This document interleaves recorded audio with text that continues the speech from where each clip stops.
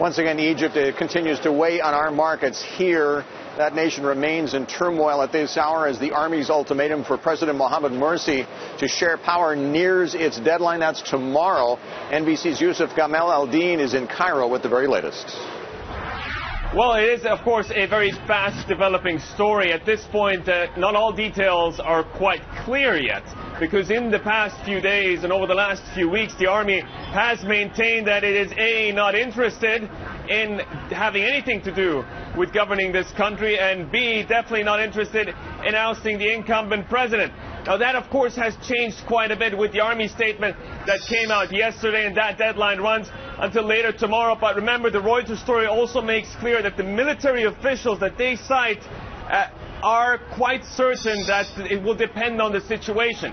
So depending on how the opposition deal with what's happening and what the incumbent president does, they will react accordingly. But that would probably indicate that this is part of the larger plan that they are going to put forward if the negotiations fail between the opposition and the current government, which are pretty much non-existent at this point. Both parties are sitting far apart, and their supporters are lined up all across the city in various locations, competing rallies.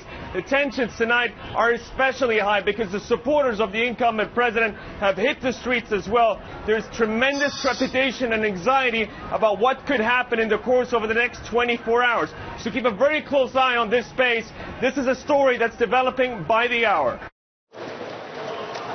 All right, thank you. The NBC correspondent there in Cairo. We have more reaction now. Yeah, I just wanted to say about Egyptian market value as well, because since Morsi took power on June 30th, 2012, the aggregate value of Egyptian publicly traded stocks is down 17%.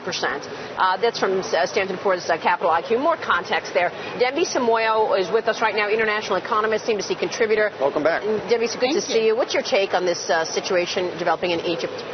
So, first of all, I think it should not be viewed in isolation. I think what we're seeing is really quite emblematic of the pressures that emerging market policymakers are going to continue to experience in terms of delivering economic growth and putting a meaningful dent in poverty. So whether it's Turkey, Egypt, or Brazil, I think it's sort of superficial for us to assume that this is only about democracy and political change. It's much more structural and fundamental, I would say. So, I mean, as we were been highlighting here, it's just been a year since he took office. President Morsi took office there, and there were high expectations for economic reforms there. We are told that a big portion of this protest has been about an impatience to get those reforms off the ground. Aren't they being a little impatient? I mean, you can't turn a ship around in 1 year. Well, many people on the ground would argue they've been very patient for many decades. Right. I mean, the fact that we saw so much significant reform politically, albeit in a rather sort of volatile way last year, is really emblematic that people have lost patience. And it's not just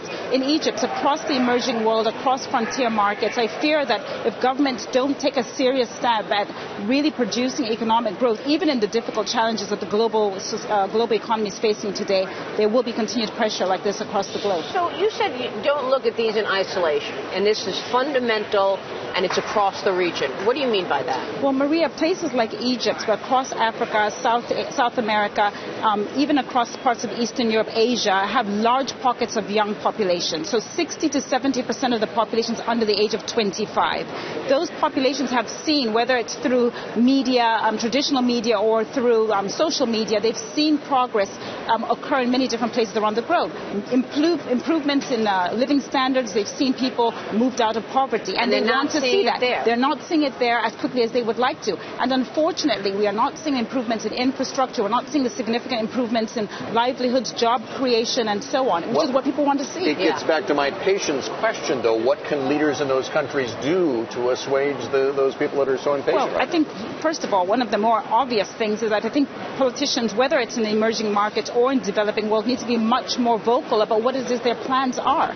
We've seen these type of... Well, assuming they have them, and perhaps they don't. But I mean, if you think about Europe, we've seen these type of, perhaps not to the scale, but we've certainly seen a pushback from the average populace around expectations of better and improvements in their livelihoods. And unfortunately, we are not hearing from the policymakers what exactly they have on the agenda. And as you say, maybe because they just don't have anything. I mean, does it surprise you that it happens in a place like Brazil?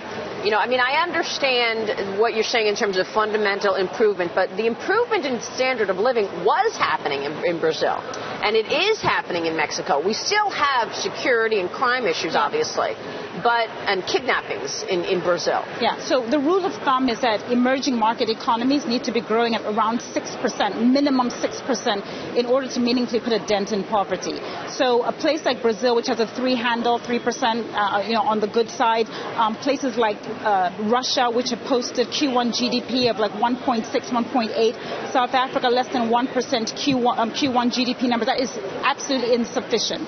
The pockets of poverty but unemployment in these places are requiring a demand for improvements in living standards. Are you saying you would expect an uprising in a place like Russia? It's not uprising per se. I think there will continue to see political pressure. The combination of slowdown of global growth but also softness in the commodity markets means that countries like Russia, that are major oil exporters, are going to continue to suffer. And if they don't diversify their economies quickly, or at least articulate these positions to their populations, I fear that there will be a much more nationalization, much more sort of protectionist policies on the cards. Speaking of which, tomorrow's the deadline in Egypt. What do you think happens? Should we believe the military that they have no interest in running that country? Well, I hope that we will see President Morsi come out and articulate, or at least give some indication to the population that they understand what is going on and that they are sympathetic. I think the idea of sidestepping or brushing populations off is sort of from latter sort of years gone by. Now when he's looking out the window at that. Yeah, no, right? Seriously. But, we saw this in Turkey not too long ago. We saw this in Brazil, just a few weeks ago. We did. We've got to deliver economic growth and improvements in people's living standards. I think you made great points, Dambisa. Thank you very much. As always. Thanks for having me. Talk with you. Thank you so much.